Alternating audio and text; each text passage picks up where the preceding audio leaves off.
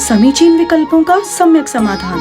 सुनिए परम पूज्य श्रमण श्री सुप्रभ सागर जी महाराज के मुखारबिंद से YouTube चैनल सुप्रभ उवाच पर शुभाशीष परम पूज्य श्रमणाचार्य 108 श्री विशुद्ध सागर जी महाराज। सानिध्य श्रमण सुप्रभ सागर जी महाराज, श्रमण प्रणत सागर जी महाराज। पुणे आर्जक श्री रविंद्र जयश्री, कुमारी परिणा गहाणकर अमरावती, 100 मोक्षता राजस डोन गावकर औरंगाबाद। ओम नमः सदैव। नमो नमः तीर्थंकराय वीराय भव्याम्बुजभास्कराय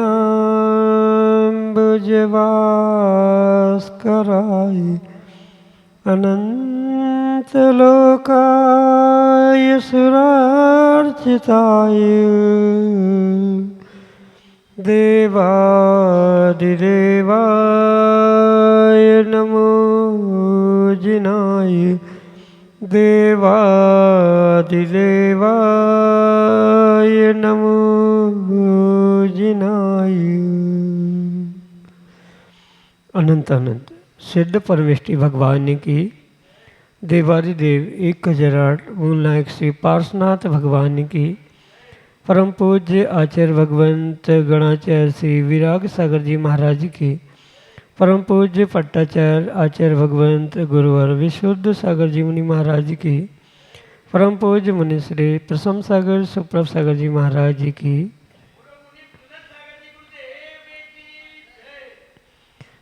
अनंत विकल्प, अनंत संसार और उस अनंत संसार में अनंत दुखों को प्राप्त करते प्राणी अनादिकाल से भटकते चले आ रहे हैं, मात्र और मात्र मन के विकल्पों के कारण। लेकिन जो जीव अपने मन में उठते विकल्प को समीचीनता प्रदान करते हैं और उनका सम्यक रूप से समाधान किसी निर्ग्रंथ गुरु से प्राप्त कर लेते हैं, निश्चित ही उनके कल्याण का मार्ग प्रारंभ हो जाता है। तीर्थंकर भगवंत पार्श्वनाथ स्वामी ने भी किसी पर्याय में किसी निर्ग्रंथ गुरु से अपने मन के विकल्प का सम्यक रूप से समाधान प्राप्त किया और आज वह भगवत्ता को प्राप्त हो गए। हम भी पुरुषार्थ करें और अपने मन के विकल्प को समीचीनता प्रदान करते हुए परम पूज्य मुनिश्री से उसका सम्यक समाधान प्राप्त करने का पुरुषार्थ करें, क्योंकि परम पूज्य आचार्य भगवंत गुरुवर विशुद्ध सागर जी महाराज के मंगल सवासी से परम पूज्य मुनिश्री सुप्रभ सागर जी महाराज अपने समय से समय निकाल करके आपको आपके मन के विकल्प का सम्यक रूप से समाधान प्रदान करते हैं। तो आपका भी कर्तव्य है कि अपना मन का विकल्प भेजें और उसका सम्यक समाधान प्राप्त करें।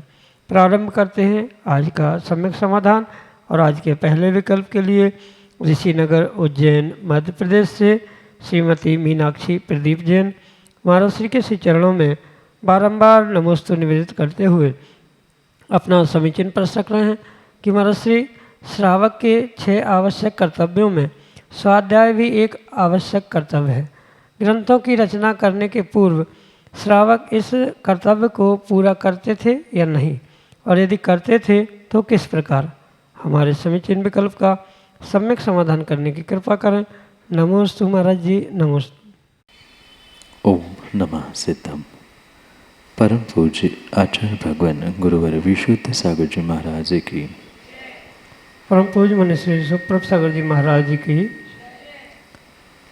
स्वाध्याय आवश्यक साधु और श्रावक दोनों की अपेक्षा से कहा है, पर स्वाध्याय का अर्थ मात्र ग्रंथों का पठन पाठन इतना ही नहीं है, अपितु जैसे उमास्वामी भगवान ने तत्वार सूत्र में 5 प्रकार के स्वाध्याय का कथन किया है, आमना, अनुप्रेक्षा, प्रवचना, धर्मोपदेश, ये भी स्वाध्याय के ही भेद है।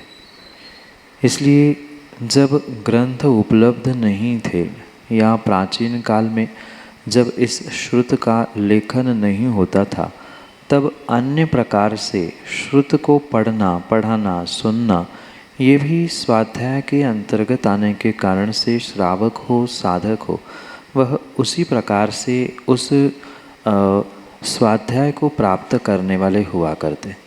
और ये भी ध्यान रखें, ये जो श्रुत है गुरु परंपरा से सुनते सुनते ही उसे ग्रहण करने रूप स्वाध्याय कहा जाता था। वर्तमान में दिन ब दिन क्षयोक्षम कम होने के कारण से उसे लिपिबद्ध करना पड़ा, लिखना पड़ा, इसलिए ग्रंथों के रूप में हमें वर्तमान में ये प्राप्त होते हैं। पर पूर्व काल में गुरु ने कह दिया, वह याद हो जाता था, वही पुनः दोहराना, उसे ज़ोर ज़ोर से उच्चारित करना, ये भी एक स्वाध्याय आमना अनुप्रेक्षा भेद से कहा जाता था। इसलिए ग्रंथ उपलब्ध नहीं भी थे तो भी वह स्वाध्याय नाम का आवश्यक पहले भी था, आज भी है, और वह आवश्यक के रूप में बना ही रहेगा। ये पुनः ध्यान रखिए कि मात्र ग्रंथों को पढ़ना ही स्वाध्याय नहीं है। ये जो सम्यक समाधान जैसे कार्य होते हैं, ये भी प्रश्न नाम का स्वाध्याय है। प्रश्न पूछना, उत्तर प्राप्त कर लेना, गुरु शिष्य के भीतर अंतरंग में होने वाली, परस्पर में होने वाली जो चर्चाएं हैं, वह भी एक प्रकार का स्वाध्याय ही कहा है। तो ये स्वाध्याय अनादि से चलता रहा है, तरीके बदले हैं, प्रकार बदले हैं, पर स्वाध्याय तब भी होता था, आज भी हो रहा है। यही आपके लिए सम्यक समझ। छिंदवाड़ा मध्य प्रदेश से श्रीमती राजकुमारी जैन महाराज श्री के चरणों में बारंबार नमोस्तु करते हुए अपना प्रश्न कर रहे हैं कि महाराज जी, परिणामों को निर्मल बनाने की धुन सबसे बड़ी धुन है, तो ऐसा क्या करें कि हमारे परिणाम निर्मल बने रहें। हमारे समीचीन विकल्प का सम्यक समाधान करते हुए मार्गदर्शन करने की कृपा करें। नमोस्तु महाराज जी, नमोस्तु। परिणाम निर्मल करने के लिए श्रावकों को अपनी परिणति में भी कुछ निर्मलता लाने की आवश्यकता है। जो सोचने विचारने के लिए जो निमित्त प्राप्त हो रहे हैं, जैसे शरीर से क्रिया हो या वचनों का प्रयोग हो, किन के साथ हम मिल रहे हैं, उठ रहे हैं, बैठ रहे हैं, ये भी इस परिणामों की निर्मलता के लिए बहुत बड़ा निमित्त बनता है। कहने का तात्पर्य ये है, भले ही मन से उठने वाले परिणाम भाव कहे जाते, पर इसका बहुत बड़ा प्रभाव कहीं न कहीं अन्य निमित्तों के कारण से मन पे, परिणामों पे पड़ता है। जिसके साथ उठते बैठते हैं, उनके साथ वैसे भाव होते हुए अनुभव में भी आता है। तो परिणामों की निर्मलता के लिए पहले तो उन विपरीत निमित्तों से बचने का प्रयास करना होगा। मेरे परिणाम विपरीत क्यों हो रहे हैं, निर्मल क्यों नहीं हो रहे हैं, क्या कारण है, ये भी वहाँ पर विचार करने की आवश्यकता है। जब तक कारण पता नहीं चलेगा, तब तक उस कारण को ठीक करने रूप कार्य या क्रिया भी होना संभव नहीं हो सकती। इसलिए ये परिणाम विपरीत क्यों हो रहे हैं या परिणाम निर्मल क्यों नहीं हो रहे हैं, क्या ऐसा कारण है, ये अपने आप के अलावा अन्य दूसरा कोई व्यक्ति उतना व्यवस्थित जान नहीं सकता। इसलिए पहले कारण को समझे और फिर उन कारणों को समझते हुए उन कारणों से, उन निमित्तों से दूर होकर प्रयास करें कि हम अपने भावों को निर्मल करें। जैसे बहुत अच्छा निमित्त अपने भावों को निर्मल करने के लिए स्वाध्याय कहा जाता है। धर्मोपदेश सुनना हो, ग्रंथों को पढ़ना हो, भले ही कठिन विषय नहीं समझ में आए तो भी प्रथमानुयोग जैसे ग्रंथों का अध्ययन करने से भी परिणामों में निर्मलता आती है।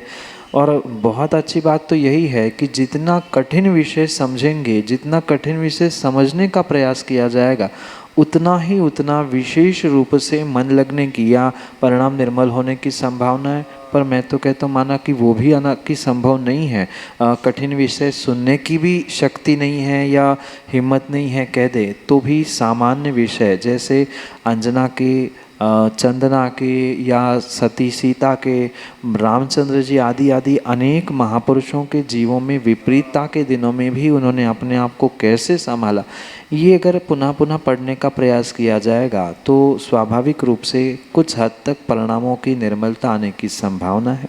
यही आपके लिए सम्यक समझ। राजकुमार जेजानी नागपुर महाराष्ट्र से अगले समीचीन विकल्प। नमोस्तु महाराज जी, नमोस्तु महाराज जी, नमोस्तु महाराज जी। महाराज जी, मेरा प्रश्न ये है कि गृहस्थ जीवन में रह के बिगर प्रतिमा लिए अपन समाधि मनन कर सकते हैं क्या, और कैसे कर सकते हैं, आप ज्ञान दीजिए आप। नमोस्तु महाराज जी। गृहस्थ जीवन में सर्वोत्कृष्ट कार्य तो उसको प्रतिमा धारण करते हुए श्रावक की उन उत्कृष्ट मध्यम अवस्था को प्राप्त करना है। माना कि किन्हीं कारणों से किन्हीं श्रावकों को ये प्रतिमा धारण करना संभव नहीं है, शारीरिक कमजोरी या अन्य भी कारणों के निमित्त से, तो ये अवश्य ध्यान रखें कि प्रतिमा लेने से ही समाधि मरण हो, ये सर्वथा योग्य या सर्वथा ऐसा कहना उचित नहीं है। हाँ, प्रतिमा लेने पर विशेष साधना, विशेष त्याग तपस्या के कारण से समाधि मरण का और संन्यास का विशेष फल प्राप्त होगा। पर एक सामान्य रूप से जिसे जघन्य समाधि संलेखना, समाधि मरण कहा जाता है, वह श्रावक बिना प्रतिमा लेकर भी कर सकता है। मतलब अगर उसे सच्चे देवशास्त्र गुरु पर प्रचंड विश्वास है, श्रद्धान है, जो कहा है वो स्वीकार करता है, सच्चे देवशास्त्र गुरु का भक्त आराधक बन रहा है, तो भी वह अंतिम समय तक बहुत सारा पुरुषार्थ करते हुए क्रम क्रम से अन्य विषयों का, पापों का, कषायों का त्याग करते हुए समाधि मरण बिल्कुल भी कर सकता है। हाँ, उसे उत्कृष्ट समाधि मरण नहीं कहा जाएगा। उत्कृष्ट समाधि मरण तो जो विशेष त्याग तपस्या रूप प्रतिमा आदि कहे गए हैं उनके निमित्त से स्वीकार किया जाता है। पर उसके अलावा भी अगर श्रावक अपने सम्यक दर्शन में दृढ़ रहते हुए अपनी क्रोध, मान, माया, लोभ इन कषायों को धीरे धीरे कम करता है, धीरे धीरे से शरीर के ममत्व का त्याग करता है, शरीर के और सगे संबंधियों से संबंध दूर करने का प्रयास करता है, वह कुछ हद तक जघन्य समाधि मरण को प्राप्त कर ही सकता है। जो उत्कृष्ट समाधि मरण कहा है वो मुनिराजों की अपेक्षा से तो अलग ही है, पर श्रावक भी अंतिम समय में सबका त्याग करते हुए भले ही 12 महीने या 12 वर्ष की साधना नहीं हो पा रही है, पर अंतिम समय डॉक्टर ने कह दिया कि भाई अब कुछ घंटे ही शेष है, अगर उस समय पर श्रावक को स्वयं का होश है या पहले ही घर परिवार वालों को समझा के रख दे कि भाई अंतिम समय आए तो अस्पताल में ना ले जाकर मुझे किसी निर्ग्रंथ गुरु के समीप ले जाया जाए, तो वहाँ अगर निर्ग्रंथ गुरु का सानिध्य मिल गया फिर तो कोई बात ही नहीं होती है। वहाँ वे योग्यता देखते हुए त्याग करवाना आदि आदि कार्य करते हुए समाधि मरण करा ही सकते हैं। पर माना कि वो भी संभव नहीं हो पा रहा है तो हम अपने स्वयं के ठाम निर्धार से भी समाधि मरण जघन्य रूप से कर सकते हैं, उसका भी फल अवश्य ही प्राप्त होगा। यही आपके लिए सम्यक समाधि। नागपुर महाराष्ट्र से रेखा मोदी अगले समीचीन विकल्प के लिए। महाराज जी आपके चरणों में त्रिवार नमोस्तु अनंतवार नमोस्तु मेरे परिवार की तरफ से नमोस्तु महाराज जी ने।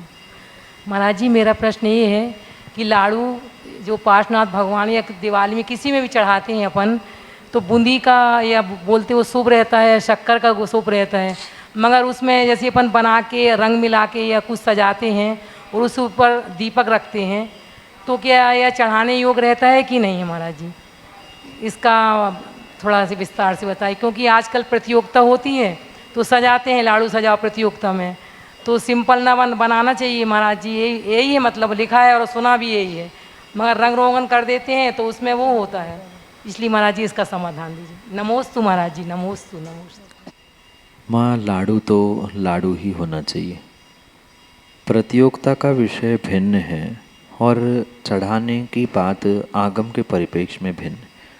प्रतियोगिता हो रही है वो अपना भिन्न विषय है, प्रतियोगिता है आकृति, कलर आदि आदि। पर अगर हम आगम की बात भगवान के मोक्ष कल्याणक में लाडू चढ़ाने के विषय में समझे तो जब स्पष्ट कहा है कि लाडू चढ़ाना है तो लाडू किसी अन्य आकार का नहीं होता। जैसे घर में लाडू खाए जाते हैं ऐसे गोल ही लाडू होते हैं, और वो भी पूर्ण रूप से शक्कर से बने हुए शुद्ध लाडू की ही व्यवस्था कही है, क्योंकि उसके पीछे भी बहुत बड़ा कारण आचार्य भगवंतों ने कहा है।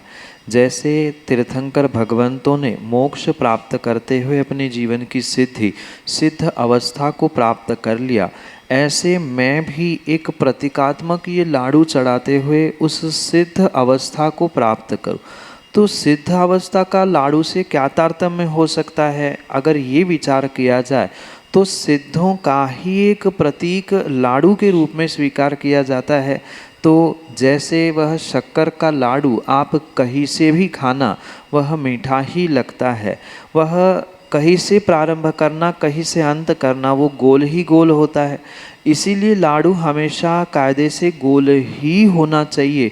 कहीं से भी सिद्धों को सुख की अनुभूति मिले वह सुख ही सुख होता है, चाहे अंदर हो बाहर हो, पूर्ण रूप से वह मीठा ही होता है, लाडू गोल ही होता है। लाडू ऐसे ही सिद्धों का स्वरूप, सिद्धों का जो सुख है, सिद्धों की जो परिणति है वो बिल्कुल लाडू के समान है।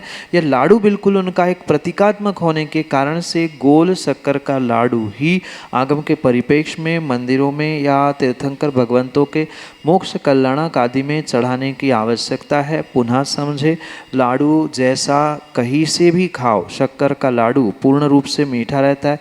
अन्य प्रकार के बने हुए लाडू में फिर भी मिलावट हो सकती है, पर शक्कर का लाडू पूर्ण रूप से मीठा ही है। चाहे ऊपर नीचे बीच कहीं से भी खाओ, मीठा ही मोटा। ऐसे ही सिद्धों का आनंद सुख कहीं से भी वे प्राप्त करे, उनका वह सुख सुख मीठे ही रूप मतलब सुख ही रूप होता है। गोल भी उसका आकार इसीलिए होता है कि उसकी गोल जैसी आकृति है जिसका आदि अंत मध्य कुछ नहीं होता है। ऐसे ही सिद्धों की भी परिणति, सिद्धों का भी सुख आदि अंत मध्य नहीं, शुरू है सो शुरू है, अखंड रूप से वह सुख उन्होंने प्राप्त कर लिया है। इस अपेक्षा से वह गोल लाडू ही चढ़ाना चाहिए। कोई भेला, कोई कुछ आकृति, कोई अन्य प्रकार कर रहे हैं, ये वर्तमान की मात्र सुधारित आवृत्तियाँ है, पर आगम में उसका बिल्कुल भी उल्लेख नहीं है। जैसे शुक्ल लेशा के प्रतीक रूप उन्होंने उस शुक्ल लेशा के माध्यम से उस अपनी सिद्ध अवस्था को प्राप्त किया, ऐसा ही शुक्ल लेशा का प्रतीक रूप वो सफ़ेद लाडू चढ़ाते हुए मैं भी शुक्ल लेशा तक तो कम से कम पहुंच जाऊं, यही उद्देश्य से वह गोल लाडू चढ़ाया जाता है। भेला आदि चढ़ाने का तो कहीं से कहीं तक वर्णन नहीं है। शक्कर की जो अनेक आकृति भी वर्तमान में बन रही है वो तो एक प्रतीकात्मक क्रियाएं वर्तमान में देखी जा रही है, उसका भी उल्लेख आगम में नहीं मिलता। यही आपके लिए सम्यक समझ। प्रीति जैन, नागपुर महाराष्ट्र से अगले समीचीन विकल्प। महाराज जी के चरणों में नमोस्तु नमोस्तु नमोस्तु। महाराज जी, मेरा प्रश्न ये है कि हम कई बार मंदिर जाते समय हमारे मन में विचार आता है कि आज मंदिर जाए या नहीं जाए, फिर भी हम अपने मन की नहीं सुनकर मंदिर जाते हैं, तो क्या इससे हमारा कर्म बंद होता है या कर्म की क्या कर्म कटते हैं? नमोस्तु नमोस्तु नमोस्तु। माँ, इच्छा नहीं होने पर भी भोजन कर लिया जाए तो भी पेट भरता ही भरता है। भोजन का, अन्न का काम पेट में जाके पचना और पुष्ट करना, ये जैसा स्वाभाविक है, ऐसा ही व्यक्ति बिना इच्छा बिना सोचे समझे अच्छा बुरा क्यों ना करे, पर उसका वैसा ही फल उसे बिल्कुल मिलता ही मिलता है। जैसे बिना इच्छा के धर्म कार्य करना हो, मंदिर जाना, पूजन पाठ करना या अन्य कोई भी पुण्य शुभ कार्य क्यों ना हो, अगर बिना इच्छा बिना मन के भी किया है तो भी उसका वैसा बराबर फल पुण्य रूप मिलेगा ही मिलेगा। हाँ, पर ये पक्का है कि मन से भोजन करने में भी आनंद आता है, वह बहुत अच्छे से पचता भी है, शरीर को भी लगता है। बिल्कुल ऐसे ही मन लगाकर अगर धर्म कार्य करेंगे, मंदिर में जाएंगे तो उसका विशेष फल मिलेगा, विशेष पुण्य भी प्राप्त होगा। पर सामान्य रूप से अगर बिना मन का भी किया है तो भी कोई पाप नहीं लग रहा है, कर्म बंध हो रहा है, पर कर्म बंध शुभ रूप हो रहा है, पुण्य रूप हो रहा है, पाप रूप नहीं होगा। पर वहाँ परिणामों में ये विकल्प है, अरे क्यों आए, या जाने के बाद भी अन्य किसी प्रकार से कुछ उथल पुथल हो रही है तो वहाँ पर पुनः पाप की संभावना है। पर बिना इच्छा के भी अच्छा काम किया जाएगा तो अच्छा फल, और बिना इच्छा के भी बुरा काम किया जाएगा तो बुरा ही फल मिलेगा। सोच समझकर जान के अमृत पी लो, जान के विष पी लो या अनजाने में पी लो, उसका जैसा फल है ऐसा इन कर्मों का भी शुभ अशुभ रूप फल प्राप्त होता है। यही आपके लिए सम्यक समझ। रश्मि पाटनी, नागपुर महाराष्ट्र से अगले समीचीन विकल्प के लिए। त्रय मुनिराजों के चरणों में नमोस्तु नमोस्तु नमोस्तु इच्छामि महाराज जी। महाराज जी, मेरा प्रश्न ये है कि कर्म करते समय हमारे मन के भावों पर हम कैसे काबू पाए। पता होता है पर दृढ़ निश्चय नहीं हो पाता। माँ, मन पे काबू करना ये कोई किसी तिर्यंच या किसी मशीन पर कंट्रोल करने जैसा नहीं। मशीन पे कंट्रोल के लिए तो रिमोट कंट्रोल है, तिर्यंचों पे कंट्रोल करने के लिए साखली, चेन आदि बहुत सारे साधन। पर मन को काबू करने के लिए, मन को कंट्रोल करने के लिए कहीं न कहीं सतत हमारी उत्कृष्ट भावना, अच्छा पुरुषार्थ ही उसके लिए कार्यकारी उपाय होता है। कोई भी कार्य करते समय जो मन में उथल पुथल हो रही है कि करूं कि ना, हाँ कि अच्छा कि नहीं आदि जो भी परिणाम या भाव उत्पन्न हो रहे हैं, उसे आपका दृढ़ निश्चय ही मंजिल तक पहुंचाने का साधन बन सकता है। नहीं करेंगे तो क्या फल मिलेगा, करेंगे तो क्या फल मिलेगा, इसका सारासार विचार करते हुए अगर कर्म पुरुषार्थ कार्य करने का प्रयास अगर किया जाएगा तो कहीं न कहीं कभी न कभी वह दृढ़ निश्चय से उन क्रियाओं में, उन कार्यों में आप अवश्य ही सफलता प्राप्त कर सकते।